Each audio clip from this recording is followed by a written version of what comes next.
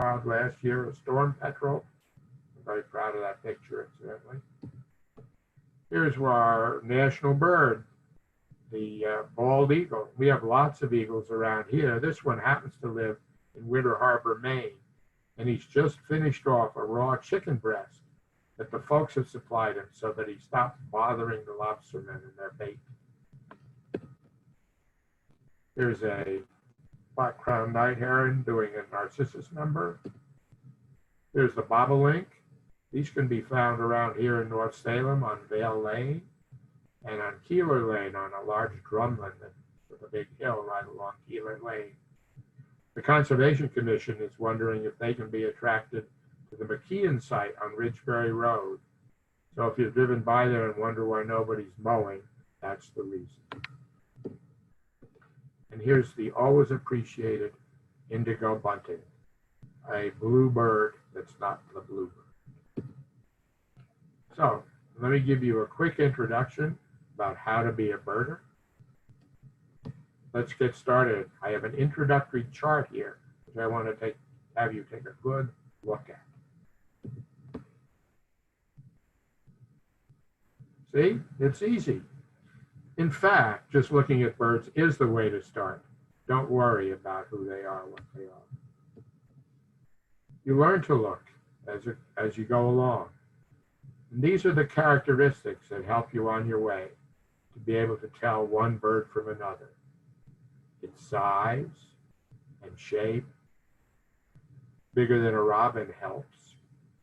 Color pattern, that's just not the wing and body colors, but look at the beak color and the leg color. Then look what they're doing.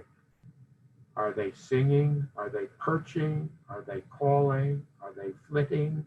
Are they pecking? Are they swimming? And look where they're doing it. Are they doing it in the lawn, in a tree, on the top of a tree, in a bush? There are online courses that will expand on this for you if you want to know more about it. So where should you start? Well, I think you should start in your own backyard or a place nearby that has some birds. Places nearby that have some birds tend to be fields with edges along woods, because that's what birds like that's where birds like to hang out. So go out, look around, take a good look, and then try and identify what you see. Here's what you need to get started. You need to get a good pair of binoculars so you can see the details on the bird. And good binos for birding, 8 power is the best size, can be had for really a little more than $100. You can get some excellent binos for like around $100. Of course, if you like conspicuous consumption, you can spend up to $2,500. You need to get a good bird guidebook for our area, the Eastern United States. Peterson or Sibley are both classics, but there are many others. And you can use apps on your phone. Merlin is the app that helps best with an ID. It's not 100% accurate. What it'll do when you use it is give you choices to choose from and descriptions of other birds and what they're up to. And then you can make your choice after it gives you choices. You can't really rely on it to tell you the bird, especially from photographs. Photographs, it doesn't work that well. But if you enter the information it asks for, it will help you. eBird is also useful, and we'll return to it later. Then there are the ID apps. What I'd like to know is if I'm talking too fast, because I can't gauge that. Leslie? No, I think that's perfect. I think that's a good pace. Thank you, Ben. Okay. Another thing you can get for your phone, so you don't have to carry a book around with you, are the ID apps, which are really guidebooks on your phone. Audubon puts one out, Sibley, and iBird, which is the one I have to use. They have multiple pictures of the birds, they have where the birds live, and they have what the birds sound like. They have calls and songs, which is very useful. Another thing to get you started is to invite a friend over who knows a thing or two, and he can sort of start you off with your looking. Here's some birds you're going to see at your feeder or around your yard. This is the mourning dove. This is the song sparrow. You'll notice its little brown cap with a stripe in the middle, and it has this little chest dimple here, a dark mark in the middle of its chest. The song sparrow is the ever-present American goldfinch, the bird that when people sit down in my yard for a drink, they say, "Oh my God, what is that amazing yellow bird?" American goldfinch. Here's the tufted titmouse with the tuft. I think you can see the tuft here. Whoops, that didn't work. Never mind. And here's a blue jay, and in the background, you can see a red-bellied woodpecker actually dropping a seed down the throat of its young fledgling. Here's a common grackle. Some people don't like these guys, and if there are too many of them, they will eat you out of house and home. But a few are fine as far as I'm concerned. Lots of personality, don't you think? Here's a cardinal with a fine breeding headdress, all dressed up for the ladies. And here's the red belly again. Lots of people want to call this a red-headed woodpecker because of the red on its head, but it really is a red-bellied woodpecker. See the little red belly? And this is a red-headed woodpecker. Pretty different, huh? Then there's the hummingbird. Oh, that's not a hummingbird. That's my downy woodpecker who loves my hummingbird feeder. He loves it. Occasionally orioles love it. And in my yard, a red squirrel loves it. Like he loves it so much, he's chewing the bottoms off. There are more things you can do to get started. It's an excellent way to get started is go on some walks with a group or a friend who birds. Learning from others, for me, is about the easiest way to go about getting into birding. It's how I got started. A friend of mine used to sit in my backyard and tell me what birds I was hearing while we were having a drink. I thought it was a great party trick. I envied him, and I asked him to start to teach me how to do it. There are listings of groups who have outings on the Connecticut Ornithological Association website. They're regularly group outings, even now with COVID, because you can social distance, wear masks, and go birding. It's an activity that lends itself actually to something you can do during this outbreak. They have various bird clubs are listed, and all these bird clubs are led by expert birders. And expert birders love to share their expertise. In my experience, almost all birders are eager to help other people learn about birds and birding, to share what they know. Another thing you can do is when you have this guidebook, don't just try and look up birds in it. Read the introductions of the how-to of birding. Sibley and Peterson both have excellent introductions that expand on various aspects of how to identify the birds and how to use the guidebook. Take some pictures. It's fun and it helps the ID. Doesn't always work out, as you can see in this photograph. Here's a well-framed shot. That's what you got. Here's a beautiful sharp indigo bunting in focus. You get wonderful leaves when you go back and look at the replay. And here's a spectacular head of one of our hawks when one bird flew in front of him and he didn't get anything.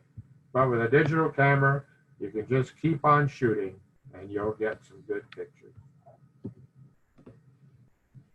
Let me tell you, there are lots of things you can use for pictures. iPhones are okay, but the telephoto lenses are really too short. The new point and shoots are amazing. I have a Canon PowerShot SX70 that is a 65 times zoom. which is equivalent to 1,000 millimeter zoom on a single lens reflex. 1,000 millimeter zoom probably weighs 8 pounds. My camera weighs 10 ounces. Of course, if you have a good single lens reflex with a good telephoto, you want to use that, as the color and detail on your photographs are going to be much sharper. You probably want to go with a 300 millimeter lens, and some folks go even longer. Here's one of the best ways to make birding easy. So you think you know the bird. Now find out, is this a bird that lives around here? Is it a bird that can be found here when you're looking? All the guides, both the apps and the guide books, have range maps, and eBird has data called bar charts that tell you about whether the bird is here and how many of them are here. So this is the bluebird. You can see that the bluebird, purple means they're here year round. So you can see that the bluebird is here year round. If you go to eBird, the way you go to eBird is you sign in, you get an account, you fiddle around till you figure out how to get to the bar charts. So when you get to the bar charts, you can put in Fairfield County, and then you can look down the list of the birds in Fairfield County, and you'll find the eastern bluebird, and indeed it's here all year round, a little bit more frequent in the summer. We compare that, say, to the veery, also equally present in the summer, but totally absent in the winter. Another example is the dark-eyed junco. A little hard to see on this slide, but the junco breeds way up here. It's around some of the time just to the north of us, and occasionally is here as a non-breeding bird the rest of the year. Again, if you go to the bar chart on eBird, you see here's the dark-eyed junco. Look, there are lots of them until May, and then there are zippo of them until October. So if you see a bird with a dark gray back and you decide it's a dark-eyed junco and it's July, I'll tell you you're wrong. Another example of that is the white-throated sparrow. Both of these birds are very common if you have bird feeders. They're very common feeder birds in the winter, and they are totally absent in the summer. And here's a final way to look at birds to see what's here. This is a list of birds found in Ridgefield that we did for the Natural Resource Inventory of the Ridgefield Conservation Commission a few years ago. We've sort of updated it casually since then. You can obtain this list easily by going to the Ridgefield Conservation Commission's website. On the town website, look for the Natural Resource Inventory. When that opens up, look for field lists, and you can download this. It even has little check boxes so you can check off which birds you see as you spend time birding in Ridgefield. And if you find something not on the list, notify the commission. And if we think it's a real possibility that you saw it, we will add it to the list. So, in summary, to be a good birder, look around you, listen, get some binos, get a field guide, go on some walks with experts, take some pictures if you like, and just have some fun. I'm happy to answer questions now. I know this was a quick run through, as the rest of the talk will be a quick run through too. I think I got into a few many things to tell everybody, but that's my intro to birding. Be happy to answer any questions. Okay, so there's a couple of questions here that have come up. One from William. Do you have tips on types of bird feeders and bird seed and how to minimize squirrels? Yeah. If you look at there's a thing called a baffle. I didn't include a picture of it, but it's a thing. Any bird feeder that you can fit on a pole, you can get a baffle to stick under it. It's a tube that goes onto the pole and attaches to the pole. And so the squirrel climbs up and it goes into the tube. rather than up to the feeder. So if the feeder is more than, you need a pole that's about 6 feet tall after it's out of the, 6 feet out of the ground, and a baffle, and you won't be bothered by squirrels. That saying, as long as you're 8 to 10 feet away from the nearest tree, because they'll dive bomb onto the top of the feeder. So that's the easiest way. There are special feeders that are designed to defeat squirrels. They're ones when the squirrel gets on the feeder, it twirls around and throws them off. People like that who really don't like squirrels. That's some kind of automatic thing that twirls around and throws them off the feeder. There's another one that looks like a little house, and with the little rails on both sides, and when the squirrel gets up there and starts to feed, the rail closes over the feed, and the squirrel can't feed. Somebody also mentioned here, what are your thoughts on mixing red pepper with birdseed to repel squirrels? I hear that works fine. I also recently was looking, because I couldn't get this. The best feed I use is sunflower chips and sunflower hearts. They're more expensive than anything else, but they last longer. There's no waste. You don't end up with a pile of the seed. You don't want a pile of shells on your lawn. So I use them, and all birds like them. You don't have to get special birds you don't have to get thistle for your goldfinches. All the birds like them. You can put red pepper in it. And I read recently that although all birds don't like it, the safflower seed, which most birds like and can be purchased like sunflower seed, I've read that squirrels don't like it. So I'm going to try and see perhaps if that's, my problem is not squirrels, my problem is raccoons. They doing them. But anyway. Okay, and there's quite a few other questions here. Is there a best app for identifying birds by sound? I've tried a couple of them, and I don't think they work yet. So stay tuned. They're too imprecise. They should work, but they don't seem to work at all. The couple I've tried, I had very obvious birds teed up, and a friend of mine, Ken Elkins, who has given some of the material for this talk, he's been trying them too, and he said the problem is that the iPhone computer isn't good enough to use the information that the recording is giving it. So they haven't worked out yet.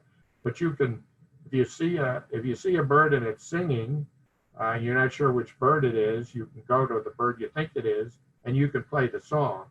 That's well worked out. They said all the apps have songs attached. But to go directly from the song to the bird, at this point, there are 2 or 3 of them are trying it. I don't think they're worked out yet.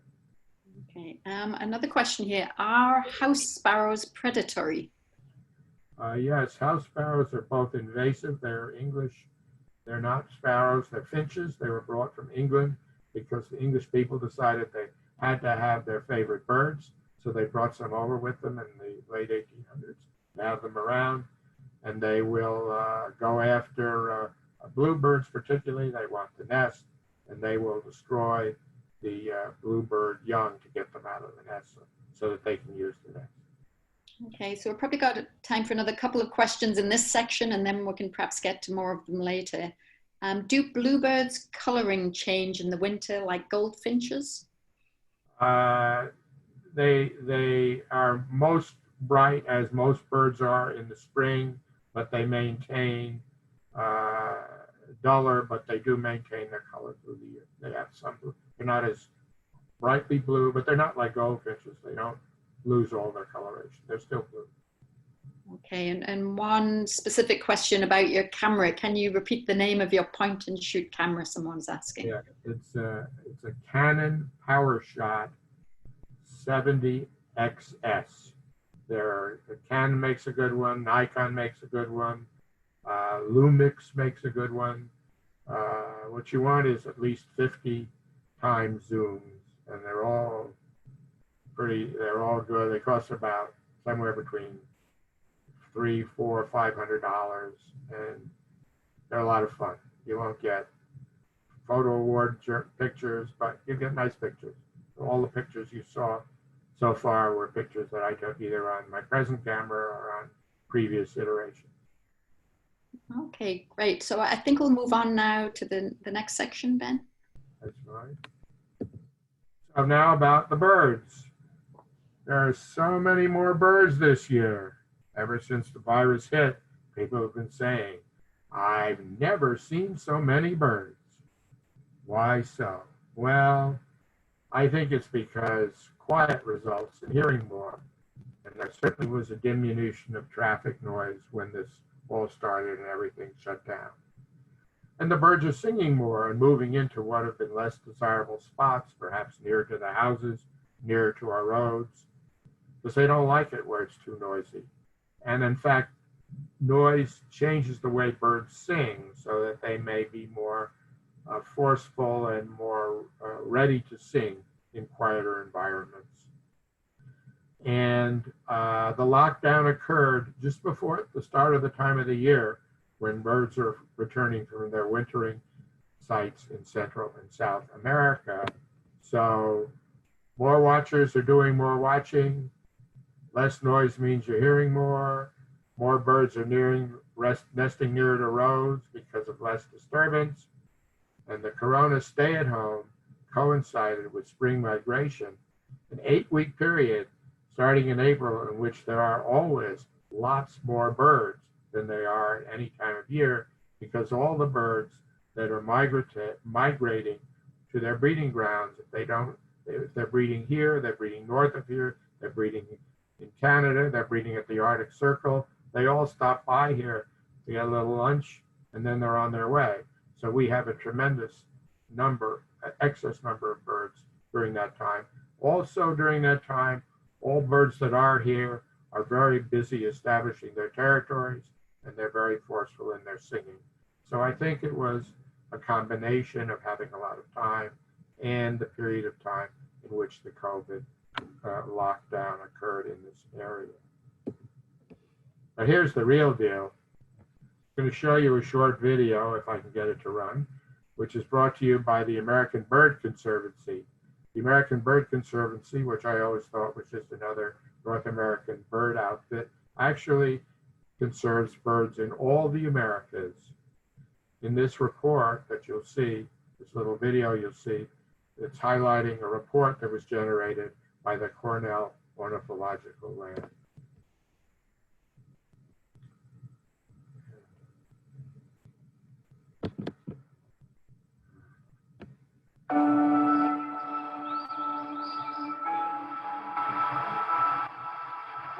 Birds are part of our lives.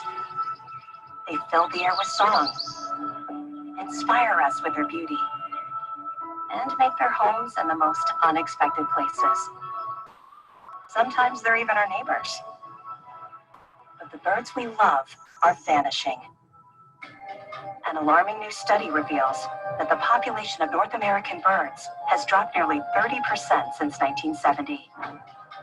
That's almost 3 billion birds gone, vanished from our forests, grasslands, and backyards in less than the span of a human lifetime. Some of the hardest hit are familiar birds: orioles, meadowlarks, swallows, warblers. What's driving this decline? Birds are losing the habitats they need, places to live, find food, rest, and raise their young.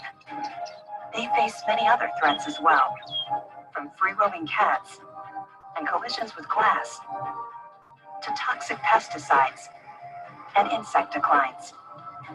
Climate change will compound all of these problems and accelerate the loss of habitats birds need. This enormous loss of birds signals a broader crisis in the natural world, one that ultimately affects us all. But it's not too late.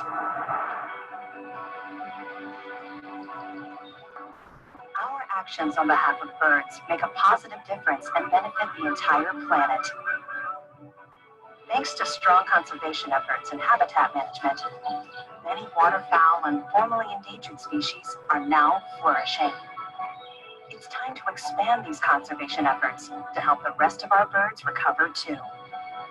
With our help, they can be restored as a vital part of the American landscape and a precious part of our lives. We're united in pursuing better protections and increased support for birds. And you can help. Please join us.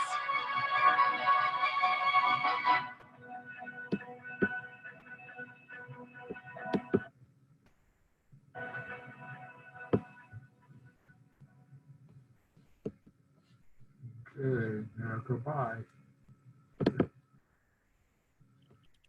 Goodbye, I want it to go away. Oh well, let's see. Here we go. Everything went away. My notes went away. So there, I have to, I'm sorry, I'm going to have to time out for a minute because something's happened to me. I'll be back with you in one moment. Okay, just take your time, Ben. Do this.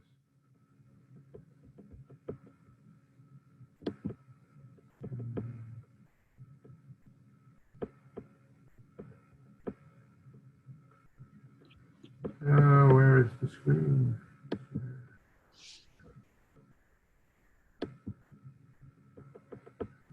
Share my screen again, Leslie. How am I doing? What am I doing? Where is the screen share? I think you need to, you stop sharing the screen, then bring up your PowerPoint and then hit the share screen again. Okay, here we go.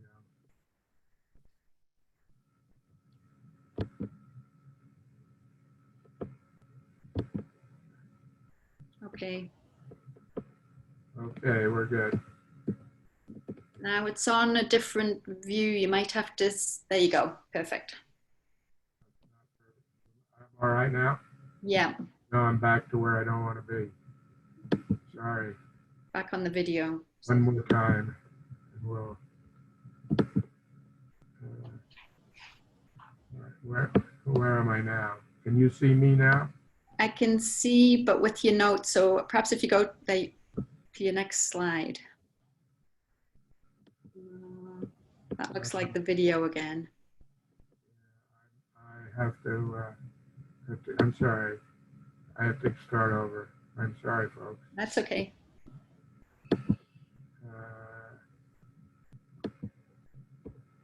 So here I am, and this is what I want to share. Okay, now. See, we're getting all fancy on us with that video showing that. I'm doing fine, except I want to share this one with the notes. So that's good, right? Am I all right? I think you need to go to the next slide, and that is showing, I think that's not in the right view. It needs to be in presenter view, but I would get to the next slide first of all, before you do presenter view. Because you're still in the video there. So I don't want, oh, wait a minute. I'm sorry, folks. I'm gonna do this by being more careful. So, right with you. So if anyone has any more questions, you can put them in the Q&A while we're waiting here. And Screen sharing. I want to share this. Okay. Now I go to the Zoom slideshow.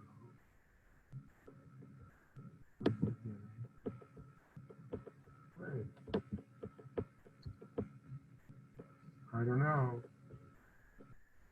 It's not doing what I want it to do. I wonder if you can get back to that view where you have all of the panels on the left-hand side of the PowerPoint, and then just skip ahead to the one after the video might be the best place to go. So kind of slide down. Okay. Rather than going from the beginning, choose the slide after the video. Then why I keep going to the video? I'm asking to go from the beginning, and it's putting me back on the video. Wait a minute. This is not going well. I want this one. Share.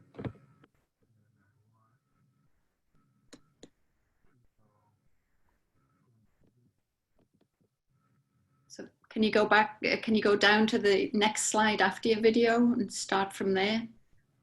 Going back, it keeps putting me back on the video. Yeah. I'll try what you just said.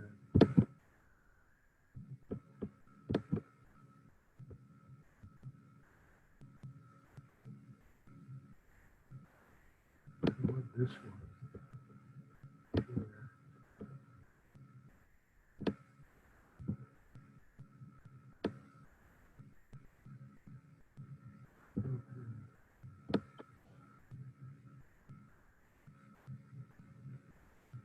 So much for video. Then go to presenter view. Every time I go where I want to go, it goes back to the stupid video. When I go, I can't get back there yet. Oh, wait a minute. Somebody just said here that you might need to click start from current slide, not start from beginning.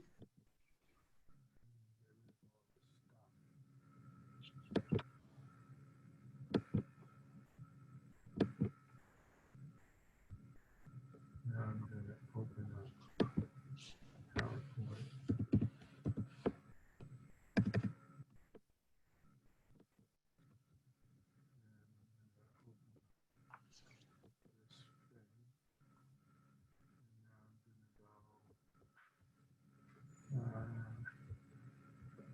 You want to try and get it back up again and do start from current slide, see if that works.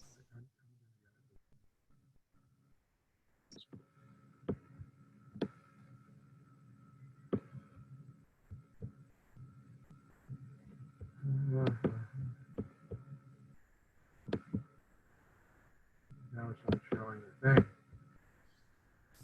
I don't know. Maybe we'll do it tomorrow.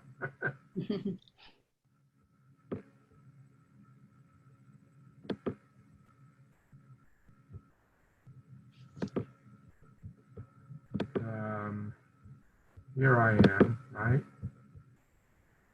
And on that same thing, I'm going to open PowerPoint.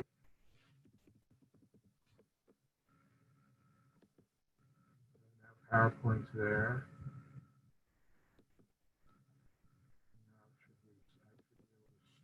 Now share PowerPoint. It should be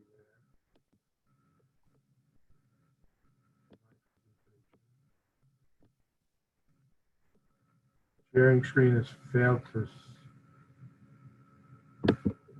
Ben, I think you might have switched your video off. I don't know whether that has anything to do with it. I don't know what's happening right there. I absolutely have no idea. Let me do this.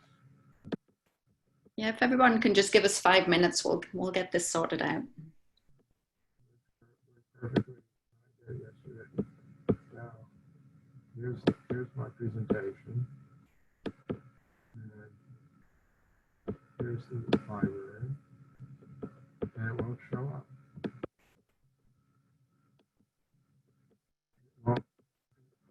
So did you X out of your PowerPoint, Ben, and perhaps go out of the whole thing and come back in to your PowerPoint? I actually did that.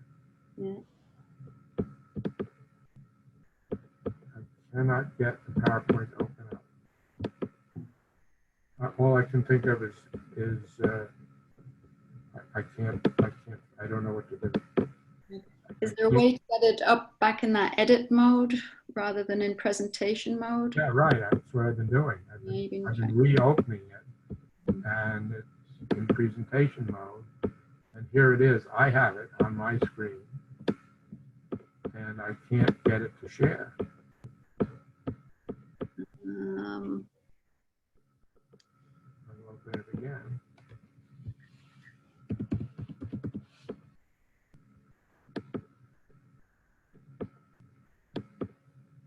Well, we'll give it a few more minutes and then perhaps we'll just go to some of the questions that people have. And Very frustrating.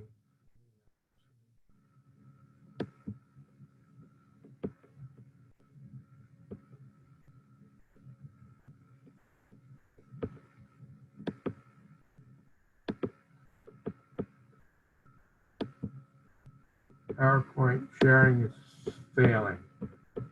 Am I allowed to share? Have I lost my ability to share? let me check that you're, no, you should be able to share still. There it is. There it is. Okay, it says you, okay, now we're seeing the PowerPoint again. Right. Okay, now it should work. So. I guess you want to go not from beginning, but from current slide, do you think? Oh, I guess you could go from here and just move right through them all quickly. There you go. Wow, what the hell is that? Just don't click on the play video, whatever you do. That's that. That's again. Okay, Nice. so here are 2.9 billion birds.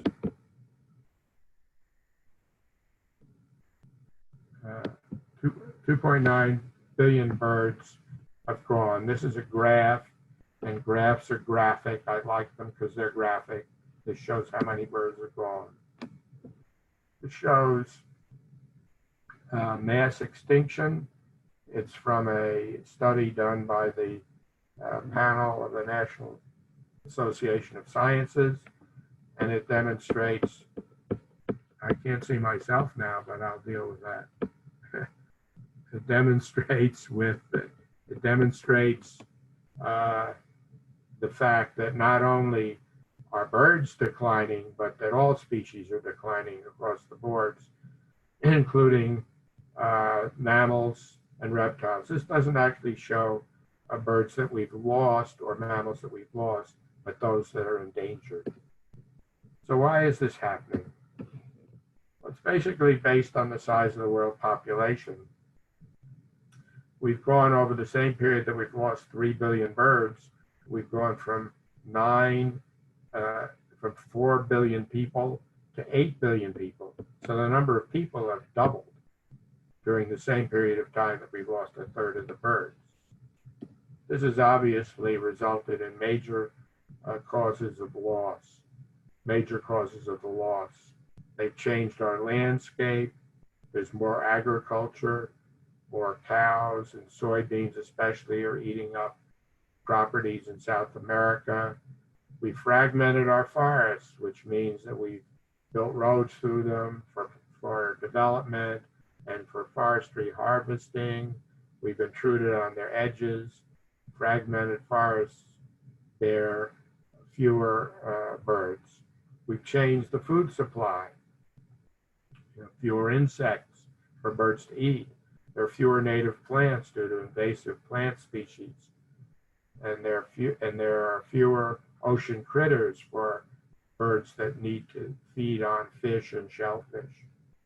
We actually harvest birds themselves for food and game.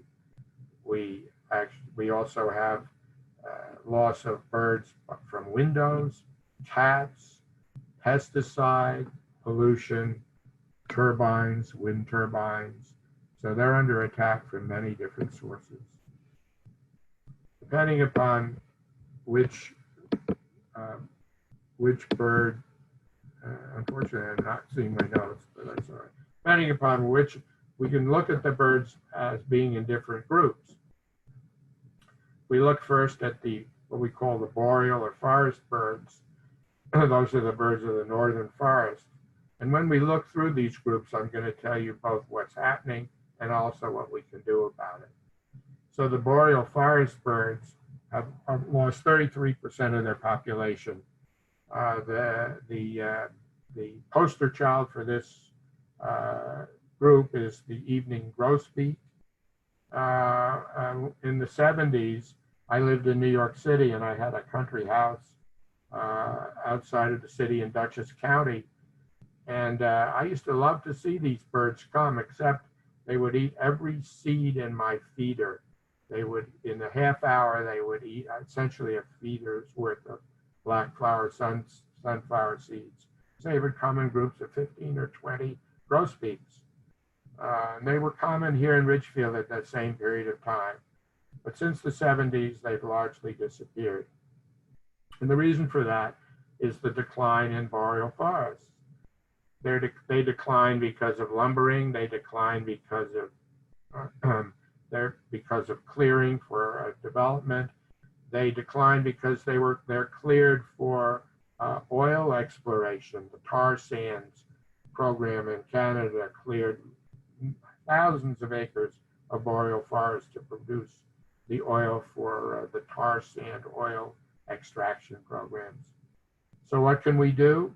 If we became less dependent on fossil fuels, some of the pressure to invade our forests to develop fossil fuel depots and extractions would obviously disappear with it.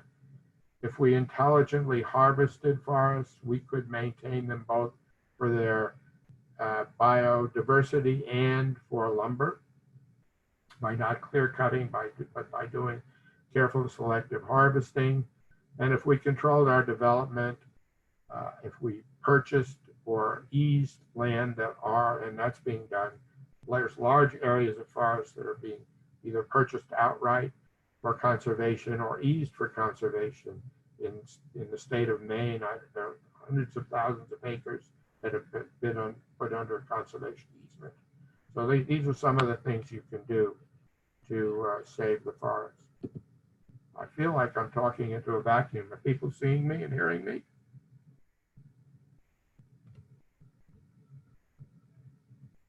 Huh? Yes, people are seeing the PowerPoint and hearing you. Are they seeing me? I'm not sure they're seeing you. Oh, somebody said yes, so. There Yep. I am. Yeah, There I am. Okay. do it again. I'm back. Hi, everybody. Second, the next group are the aerial insectivores. They include our popular barn swallows. We have two species of swallows that are very common. The ones you see flying around most of the time are actually tree swallows. They're sort of violet backed with a bright white tummies and a short fork in their tail. These barn swallows, which, as one might imagine, live in the eaves of barns, have very long forked tails. They really look like swallowtails. The rest of the swallows have short forked tails, but these are magnificently long forked tails. And 2 and 5 of them have disappeared, largely because of the insect loss that we have occurred.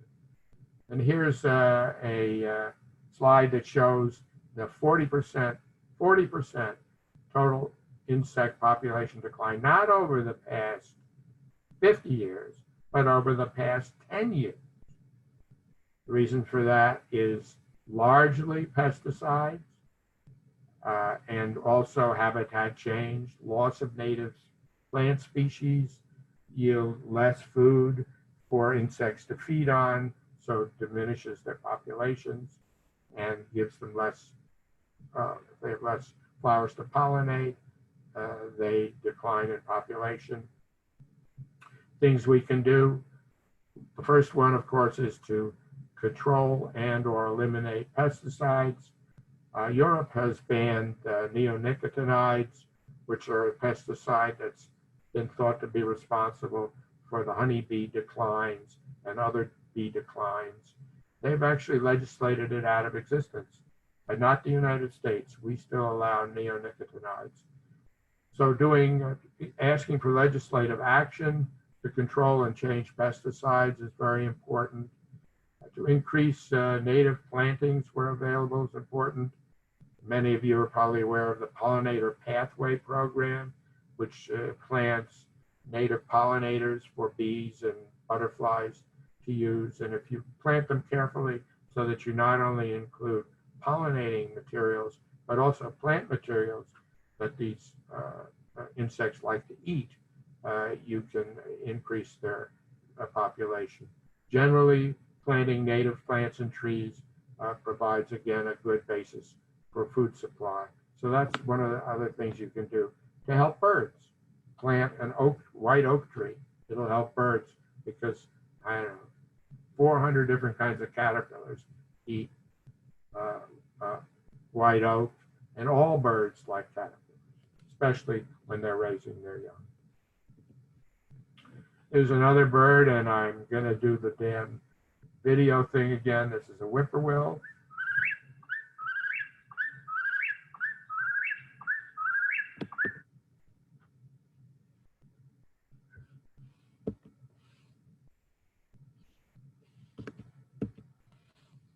And I've gotten the wrong screen again, right? You just need to go to presenter view now, and I think you'll be good. Yeah, that's good. Yeah. I've lost presenter view. Here we go.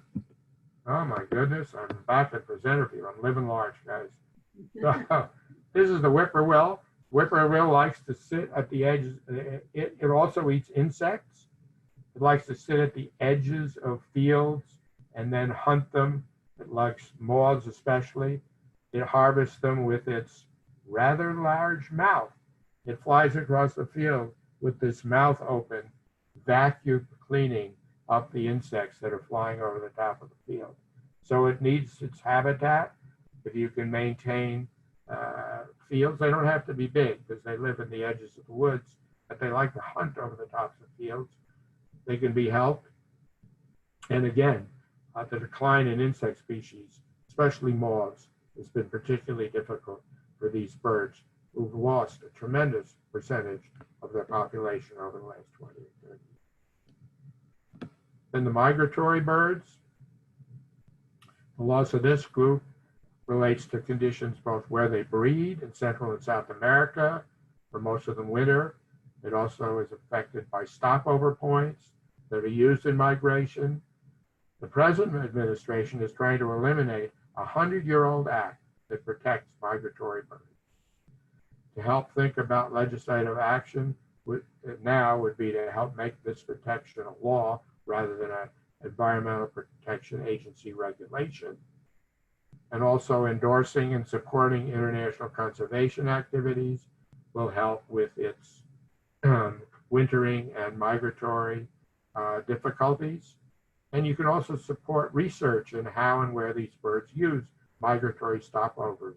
There's really cool research now because they have these tiny little geoposition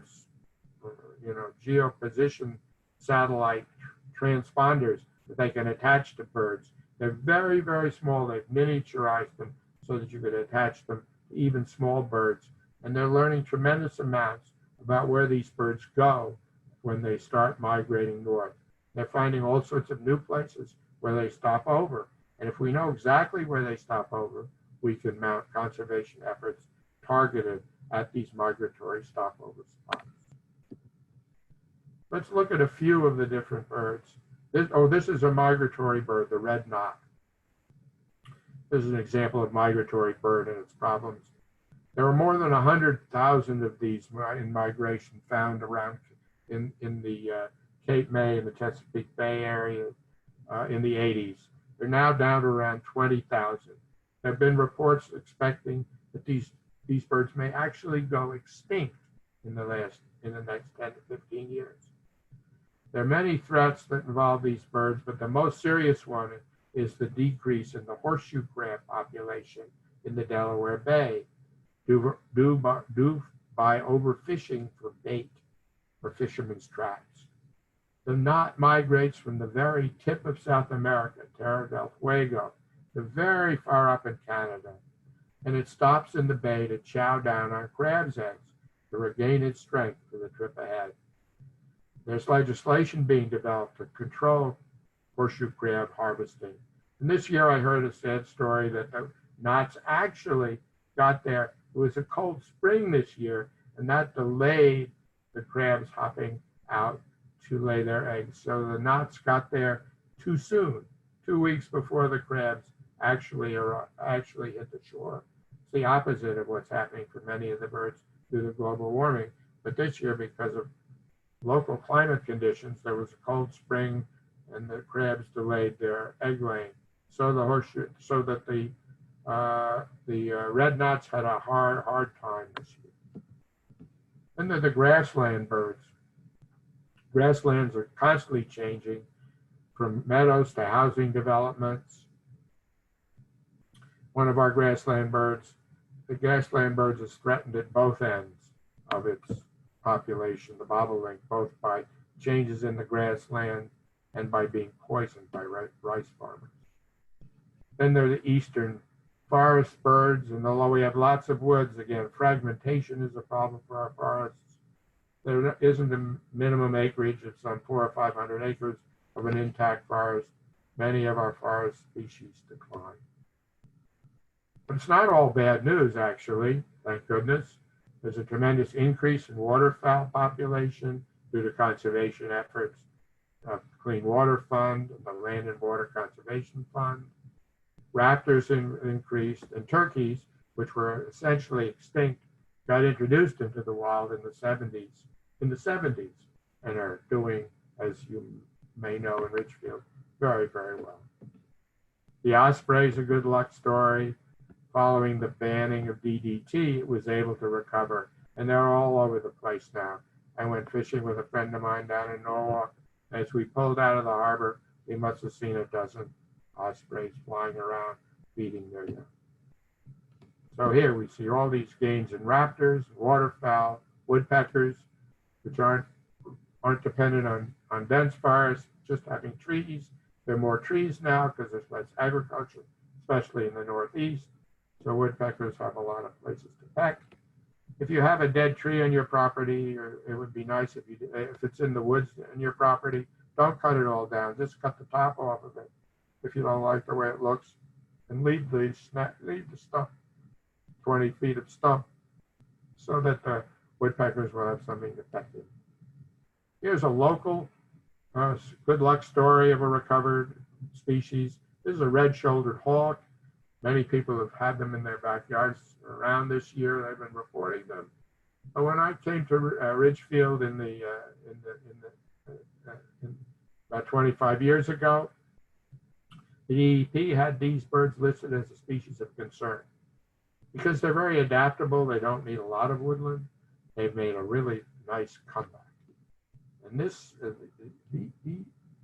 they actually they used to nest in the forest behind my property, but this year, because it was so quiet, they moved the nest out to a pine tree that's right on the road. In fact, it overlooks the road that usually has school buses on it, but didn't, of course, this year. And so I heard them squawking, and I went out to see what they were up to. And they were establishing a nest, and here's the mommy on the nest. And about a month later, she had some old babies. These are 2 or 3 weeks old now. In a couple of weeks, she fed them up some nice snacks, like garter snakes and stuff. Mice, voles, garter snakes. Brings them to the nest. Next thing you know, they're a couple of weeks old. They grow like topsy. Here they are. They can't fly yet, but they're sitting up in the tree outside the nest. And here's one of them, now about 2 months old, sitting on my fence. They're very interesting the way juvenile birds have somehow not learned to be afraid of us. So they stay around and look at you when you walk over to look at them. The adult birds, as soon as they see you coming out of the house with your camera, off they go. But these guys, they'll stick around, they'll pose for you, and they're sort of cute the way they sort of stare at you. So, time for a few questions. Yes, there's one here. Will hawks prey on small domestic animals? Some people worry about their dogs. Depends how little your dog is. They're pretty big for most of our native hawks. I mean, the red shoulders and red tails will prey on squirrel-sized things, but they're not going to carry away even your chihuahua because it's really too big for them. Okay. Cats, little puppies, I don't know, you have more to worry about from coyotes, I think you do, than you do from hawks around here. And is there a safe way to prevent woodpeckers from pecking on houses? Well, they are pecking because they like the noise it makes. They're not actually looking for bugs. So don't worry, your house isn't infested with bugs. But they do like to, especially during when they're setting up house, they do like to do territorial knocking. It's not sightly, but it works. If you hang streamers of it's not the duct, it's that electrical tape, you know, that shiny tape that you use. It's not duct tape, but it is for electrical ducts. It's a shiny tape. If you tack some of that up so that it flutters, then you of course have fluttering tape around your house. We did it. My wife thought, not so great, but it is better than the holes that the woodpeckers do tend to make. Decoys, put owl decoys on the roof. They last for about 3 days before the woodpecker says, that's no owl, that's a decoy. The tape will work. And of course, if you're feeding, you're bringing woodpeckers towards your house, but a lot of people get woodpeckers even when they're not feeding. The tape works. Okay, and I think we'll move on with the presentation because, as I say, we have to finish at 5:30. So if we'll carry on with that, and if we have time for questions at the end, let's do that. Okay, sorry for the middle lost time. Well, when I first proposed this talk, I was going to focus on this topic, global warming, and how piled up on the already known decline would stir us to action. I do hope you're bearing up under the talk, and I do hope that at the end we'll think about actions you can take. The problems will continue to be real, but so are the solutions. So here's global temperature. You've all probably seen charts like this. It's zooming right up from 1860 to now. It's only going one way. And here's CO2. Of course, there's also methane, but here's CO2, the big driver of climate change from 1965 to now. It's only going one way, up. So here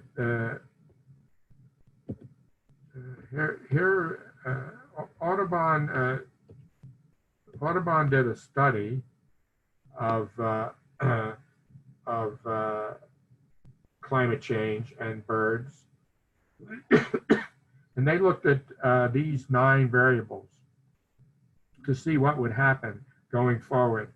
They looked at data from about 600 different kinds of birds, thousands of data points from science, citizen science projects, and made some projections about what would happen to the birds as climate warmed. And these are the variables they looked at. That most all except urbanization is sort of climate related because people tend to go to cities when it gets too hot in the country to do their ordinary farming. But the others are clearly climate related problems. So that looking at those variables, then they looked at they looked at those variables. They looked at how those variables would affect various species. This is a complicated chart, but let's just look at the top species and the bottom species. The Arctic species will be 100% affected by climate change because they need frozen ground, they need permafrost for their breeding. And if that's lost, that's it. There's no other colder place to go to find more ice and snow. So if you don't have it, you're out of luck. So they'll be 100% affected. At the bottom are what we call the generalists. Those are species like crows and blue jays and chickadees and robins that are adaptive. They can live in different places with different temperatures now. They can live where it's cold, they can live where it's warm. They're not too fussy about what they eat. So if you're going to screw around with their environment, they have the resiliency to do better. So they're the least affected group. What the study did was it looked at 3 levels of climate change: 1.5 degrees Celsius, 2 degrees Celsius, and 3 degrees Celsius. I should point out to you, as it's suggested by Audubon, that since we're one of the few countries that doesn't know what a Celsius is, that we use Fahrenheit. So that's 2.7 degrees Fahrenheit, 3.6 degrees Fahrenheit, and 5.4 degrees Fahrenheit, average global warming in the future. We are presently actually in Connecticut at 1.5 degrees centigrade Fahrenheit over the baseline target that was developed in the first climate accord. So nationwide, if you get 3 degrees warming, 5.4 degrees Fahrenheit, 300 birds or more, 300 birds will face at least 3 or more of the threats. At 1.5 degrees, only 34 birds will face 3 or more of the threats. So you can see the tremendous advantage in trying to keep the climate, the global warming decrease at the 1.5 degree level. Audubon has developed a new tool to illustrate how the birds and people are connected to give you a bird's eye view. This tool is the first of its kind. Anyone needs to use it. You can use it. All you need to do to use it is your zip code and your email address. So you enter your zip code and you 06877, put in your email address, and then you search. And what it'll tell you is that at 3 degrees, there are going to be 27 vulnerable species in Connecticut. And this is a picture of all the vulnerable species, some of which we've talked about: the dark-eyed junco, the whippoorwill, the bobolink. Here's a favorite, scarlet tanager. Some of these birds you may not be familiar with if you're not a birder, and some of them are around in other areas of Connecticut, not so much here. They breed a little bit further north in the forested areas. Anyway. So at 2 degrees Celsius, we only have 4 highly vulnerable species. So instead of 25, we have 4. Again, the advantage trying to control climate rise. And these are the highly vulnerable ones: fish crow, a brown thrush or a towhee, and a black-throated green warbler, which you can see around here. They're not in great numbers. If you go a little bit further north, you can see them more frequently.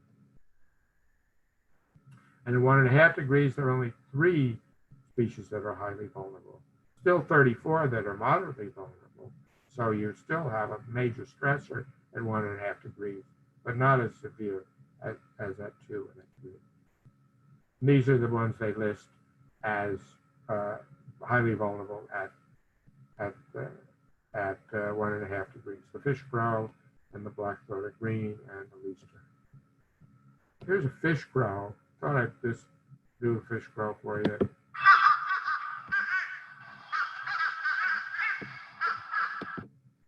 So that's a fish crow. Many of you have seen a fish crow. Now you've heard one. And you know now, it doesn't sound like a regular crow. It sounds like a crow with a problem.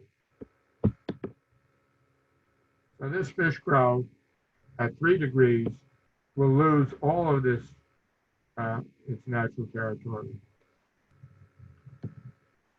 And around here at 3 degrees, it'll lose, we're here, right?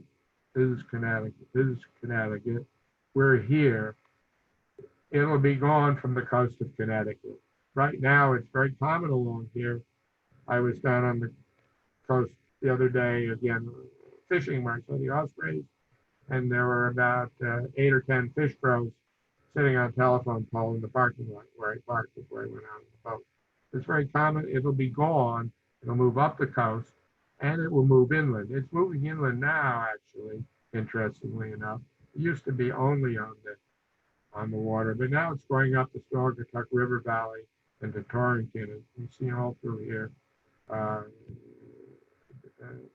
it not only likes the shore, it also likes supermarket parking lots because there's lots of food there. Another bird that will be bothered by is the wood thrush.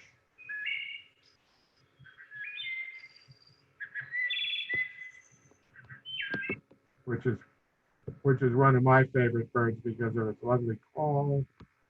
That call is caused by a particular peculiarity of this bird and several other thrushes, in that it has not one but two vocal cord complexes.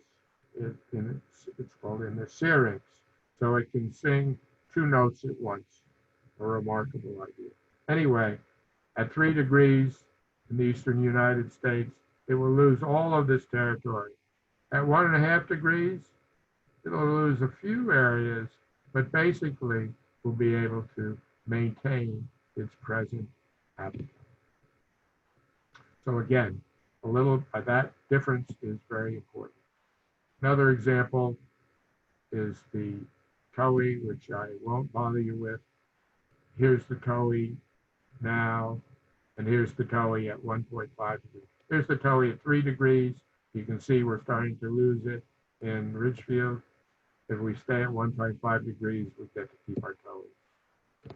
Here are two more examples of how climate change affects birds. I use these because they're really stark and clear. These are not local birds, actually. The black-duck crane is not a local bird. It's one of the 12 or 13 species of cranes that live around the world. Lives on a plateau, the Tibetan Plateau, where its wetlands are fed by glaciers that are melting like crazy. We're not only going to lose black-necked cranes when there's no water, but think of all the people who live in India as the Himalaya glaciers melt, which they are now dependent on for their water supply. And a bird that's around here, which is being worked on by Audubon, is the salt marsh sparrow. It's a bird of the high marsh. It's called a Goldilocks bird because it's so particular.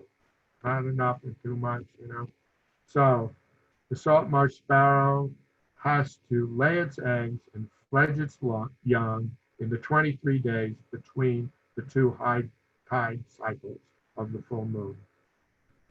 If it doesn't make it, it lives in the high marsh. If it doesn't stay, if the nests don't stay dry, the birds will either die of exposure to the water, or the eggs will die from being too cold. So it's a very fragile bird with a very particular problem. Audubon is working on a program to encourage the maintenance of high marshes by doing studies about how draining them will affect them, how increasing their height by doing some filling will help save them, and by controlling the development behind the marshes so that when the water rises, the marshes can migrate to the upland that's now behind them if there's not a house with a lawn right behind it. So they're looking at ways to extend the value of the high marsh. I really like this program, both because it targets this bird, a bird that is really threatened with extinction along the eastern United States because of sea level rise, which has already gone up 5 inches in the last 25 years, and it's expected to go up another 5 or 6, even if we do something about global warming. So it's really a bird under great threat. But I like working on it and thinking about it because it's synergistic with our needs. Because if we maintain a high marsh, we can protect our housing and our infrastructure. And if we lose the high marsh, the waves just come right into us. So they protect us from storm surges, they protect us from sea level rise. They're important features, not just for birds, but they have an immediate benefit for us. So that's the end of this section. I'm happy to answer any questions. Now we only have about 15 minutes left. So what do you want to do, Ben? Do you want to go? Well, let me just tell you what you can do, and then we'll let Yeah, let me and then do any some time we ideas. have left, we can do questions. Yeah, and then we can do the questions. Perfect. So what can you do? What can you do? Oh, there's all these problems. What can you do? We've heard about things we can do already, and there are more things we can do. You can join in. Go birding. If you fall in love, you'll want to do more for the birding. You can join one of the citizen science efforts. Christmas bird count is the granddaddy, started in the early 1900s by the then National Audubon Society, where you go out and you count birds for the day, see how many are around. Most of these projects are aimed at studying population trends, and they're used by bird researchers and conservationists around the world to help us get data on birds. You can do stuff around your house, it'll do some good. Keep your cats indoors. 2.6 billion birds a year are estimated to be killed by cats every year. Windows, over 500,000 birds. Vehicles, well, I guess you gotta drive your car. Well, if you drive your bicycle, probably won't hit so many birds. Anyway, industrial collisions, I'm not even sure what they are. I guess they're windmills and stuff like that. I don't think windmills kill that thing. I'm not sure what's colliding industrial. Anyway, what can you do? You can make your windows safer. You can go online and they give you a bunch of suggestions about how to make your windows safer. Birds crash into your windows all the time. And if you have a picture window in a bird feeder, you're asking the birds to crash into the window. So be careful about that. Try and keep your bird feeders 30 or 40 feet away from the house, or a foot away from the house. If your bird feeder is a foot away from the house and the bird flies into the window, it's only going a foot. It's not going to hurt itself. But the intermediate distance bird feeders, they get up a good head of steam and they tend to kill themselves or injure themselves severely in their windows. There are things you can do. Go online. There are lots of programs and suggestions. We've already talked about avoiding pesticides. You can avoid them locally. You can reduce the size of your lawn to get more insects, more breeding bird opportunities. You can plant native plants to increase food supply. You can keep your cats indoors. I've always had cats. Recently, I haven't. My wife decided she doesn't like having them around the house. But I've always had cats. Cats really like it indoors. They don't need to go outside to be happy. And you can watch birds and share what you see, get people interested. And you can join up. You join RACE, which co-sponsored this event. It's promoting the awareness, education, and action for responsible use of energy and conservation resources here in Ridgefield, and we'd love to have more people join. You can join the National Audubon Society through its state office, Audubon, Connecticut. Full disclosure, I'm the board of Audubon, Connecticut. We do lots of things. We lobby. We do educational programs. We're doing conservation restoration programs like the salt marsh effort. We monitor shorebirds to see that people don't bother them during the nesting season. We have community conservation programs as well. Yes, there are 2 Audubons in Connecticut. There's the Connecticut Audubon Society, which is a statewide organization, which was around way before Audubon Connecticut ever existed.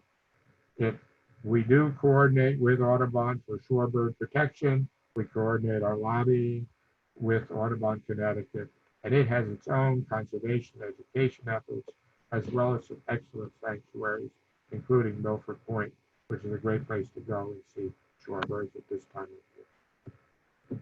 There's a Cornell lab. You can join them, support them. They're a great leader in research. They have tremendous online courses. They sponsor eBird. They do a lot of citizen science stuff, including the feeder watch, which is fun. You look out the window in winter and see how many birds there are. And they have an outstanding collection of bird sounds, which they've been making for years at the Macaulay Lab. There's one of my favorites, the International Crane Foundation. Does amazing work around the world in places like the DMZ in between North and South Korea. They have a crane sanctuary. Believe it or not, it's amazing what they are. American Bird Conservancy, I mentioned, they're in all the Americas. They do great conservation work in Central and South America. BirdLife International, great organization, targets targets endangered birds throughout the world with partners. Its partner in the U.S. is National Audubon, and there are more. There are the litigators, the Environmental Defense Fund, Earth Justice, and the Natural Resource Defense Council, all very important, especially right now, because they will sue to maintain standards for the protection of animals. Nature Conservancy saves large blocks of land. Save the Sound is a local active organization as Connecticut Forest and Parks. Connecticut Land Conservation Council does great work with land trusts, national organization, more and more and more and more. In fact, there are too many. My plan is to get them all together, and get them all to merge into one great organization, and get rid of all sorts of overhead, all sorts of leadership duplication, all sorts of fundraising duplication, and really become a powerful force. So far, it had no luck, but so finally, you can be an informed citizen. There's a wonderful piece of legislation that just passed, a piece of good news. The America Outdoor Act just passed, which funded the Land and Water Conservation Act. Elect people who care, go to the League of Conservation, go to the scorecard and see who's doing a good job, and vote early, vote often. I want to credit National Audubon for some of the stuff, American Bird Conservancy for the video that screwed up in the presentation, Mitch Wagner for climate graphs, and all the places where I volunteer. In conclusion, have some fun. There are great birds out there. Go forth and be sure to take every opportunity to watch birds. Thank you. Thank you so much, Ben. That was great. We have just a couple of minutes left for a couple of questions, if you're okay with that. Sure. What have we got here? Do eagles live in our area is one question. Oh, absolutely. The Chappaug Dam has a program every year. Chappaug Dam in South Bend has a special eagle watching program. You have to sign up to visit, but you can go there. And there are eagles seen casually around. I've seen them flying over Ridgefield. There was a nest right at the foot of the Titicaca Reservoir. It's not there now, but there are a lot of eagles everywhere if you look around. Yeah. Cool. You mentioned the behavior of flicking. What does flicking mean, and how can you know if a bird is doing that? I don't know. Don't know where it. Okay.